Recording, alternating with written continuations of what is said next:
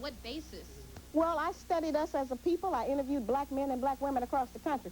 See, Phil, the problem we have here is one of behavior, interpretation, and definition. 99% of the black men say my book is true. We can't dismiss that, no matter what we think about it. Well, 99% you talking about. I don't see... The poll that I've taken out of my book...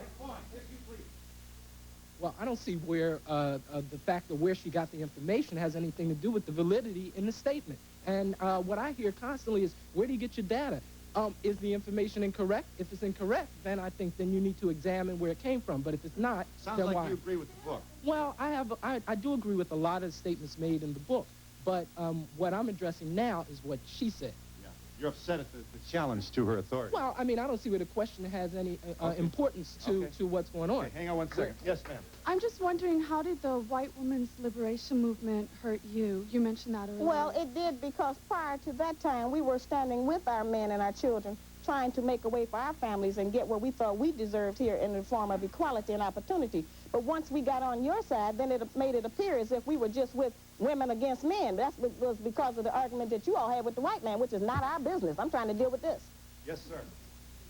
As she said, in the 60s, a lot of black women were pulled away from the black liberation struggle by white women who said, we as women have suffered a common oppression, which is gender specific. Little attention was paid to the fact that white women have benefited and been active participants in the oppression. That's right. Yeah. Yes.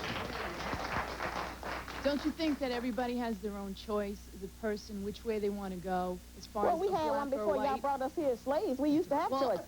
I don't think it has anything to do with the way the white woman is. Maybe that we had it better off, and you thought, wait, if you come to our side... Well, certainly you had it better off.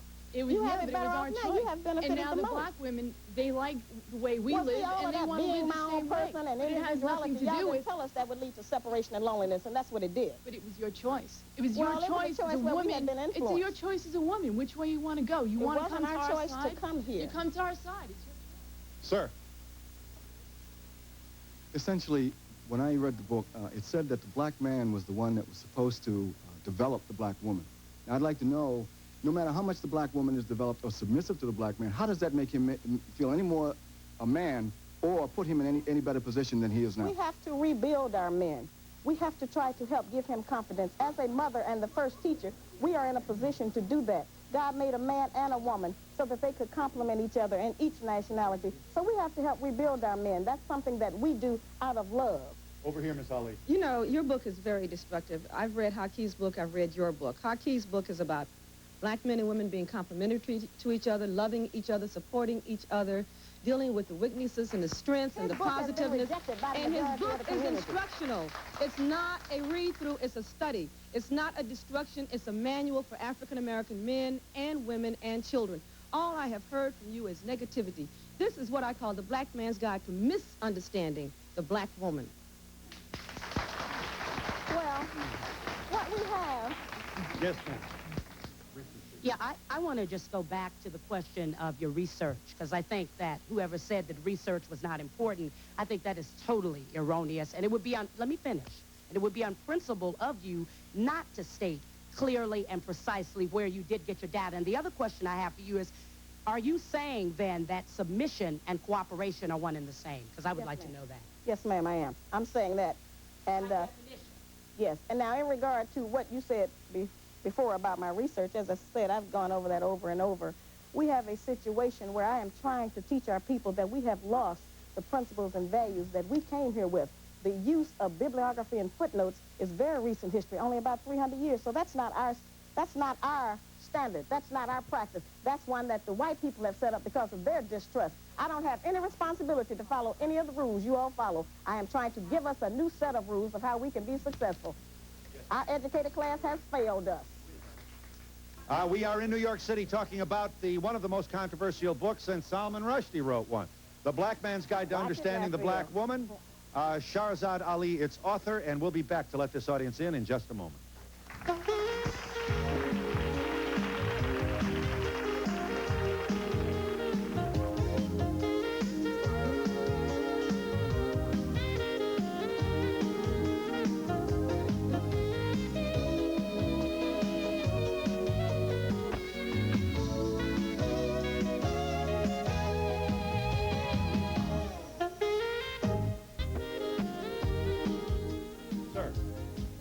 I'm from the Shrine of Ptah, and in the study of our ancient Nile Valley culture, which is the first culture established by African people, we find a system of complementary balance between the male and female.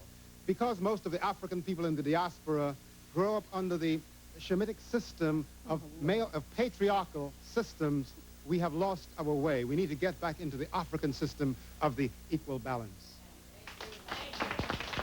Are you there, caller? I'm glad you waited. Hi, go ahead. Go ahead, caller.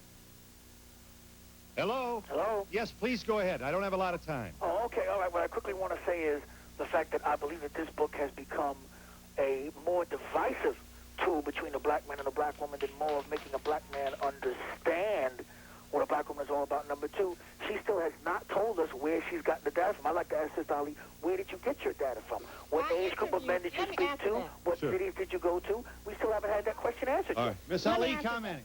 I interviewed 379 black men who were either married to or dating white women. I interviewed over 100 black women who were either married or dating black women, and over 1,000, nearly 1,200 black men and black women around the country. But what I found is that we don't have a control group. There was no point in me listing everybody's name in the back of the book. What was y'all going to do, call them all up? The point is that by putting their names, you know, by not including that, then what I'm trying to say is that we have a collective problem that affects all of the people. There was no point in doing that. Haki Madabuti, editor, publisher, Third World Press, one of the oldest black publishing houses in the country. You are an educator, sir, director of the Institute of Positive Education. You've written 16 books yourself. The latest of which is titled, certainly to the point, Black Men, Obsolete, Single, Dangerous? A question mark follows. He was also, you've also published the rebuttal to the Black Men's Guide called Confusion by Any Other Name. Here's your answer to Miss Ali's book. Well, everybody's trying to benefit. You'll make your case, sir, and I know you'll do so as briefly as possible. You know, it's, Please give the gentleman your attention. it's rough when ignorant people talk about how ignorant other people are.